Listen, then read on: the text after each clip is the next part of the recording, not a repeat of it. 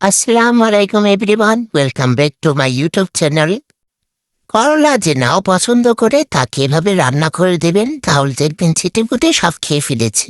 আপনারাও আমার রেসিপিটা ফলো করবেন, দেখবেন ভালো লাগবে খেতে।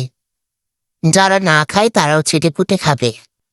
আজকে রান্না করব ভারোয়া করলা, মানে আচারি করলা যেটা থাকে ওইটাই রান্না করব আজকে। তার জন্য প্রথমে নিয়েছি 5টা করলা।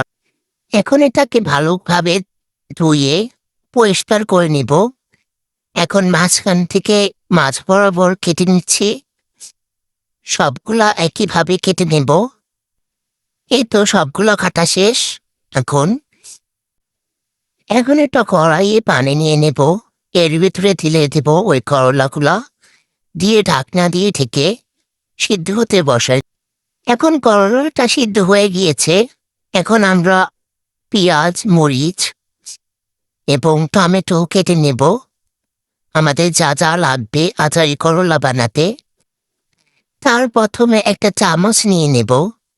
করলার মাছ বরাবরে যে বিচিগুলো আছে সেগুলা সবগুলা বের করে নেব। এক এক করে সবগুলা বের করে নিচ্ছি। এই তো বের করা শেষ।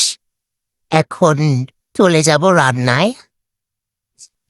প্রথমে লাগবে একটি কড়াই, তার ভিতরে পরিমাণ মতো তেল ঢেলে দেব।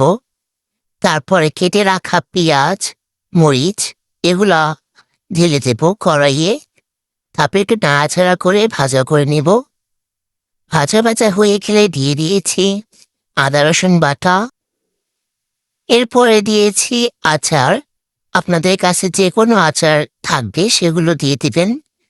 আমি পরিমাণ মতন 1 চা চামচ দিয়েছি 1 চামচ নুন, 1 চা চামচ শুকনা মরিচ গুঁড়া, 1 চামচ ধনিয়া গুঁড়া দিয়ে ভালোভাবে নেড়ে চেড়ে নিয়েছি।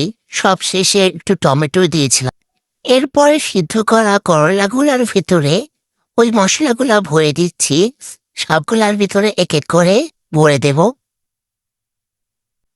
করলার মশলাগুলো রয়ে গিয়েছে, এই জন্য ওই কড়াইতেই এগুলো ভেজে নিচ্ছি। আপনাদের কাছে আমার এই নিউ ভিডিওটি কেমন লেগেছে অবশ্যই আমাকে কমেন্ট করে জানাবেন এবং আমার চ্যানেলটিকে সাবস্ক্রাইব করবেন। পরবর্তী ভিডিওতে দেখা হবে। বাই।